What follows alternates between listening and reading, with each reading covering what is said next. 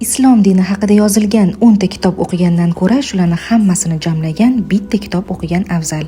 Masalan, tahorat haqida avvallari oddiy poklanish deb qaragan ekanman, lekin bu kitobdan keyin uni qanchalik bu dunyoyimizdan tashqari oxiratimiz uchun muhim ekanligi haqida bilib oldim. Sizlar uchun ham meni ta'sirlantirgan bir joyini o'qib bermoqchiman izningiz bilan.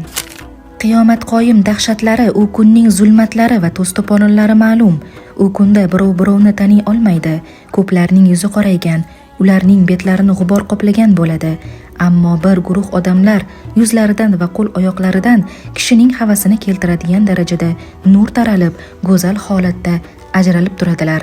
Bu baxtiyor insonlar Muhammad sallallohu alayhi va sallamning ummatlaridir. Umr bo'yi tahorat qilib, namoz o'qib o'tgan musulmonlardir.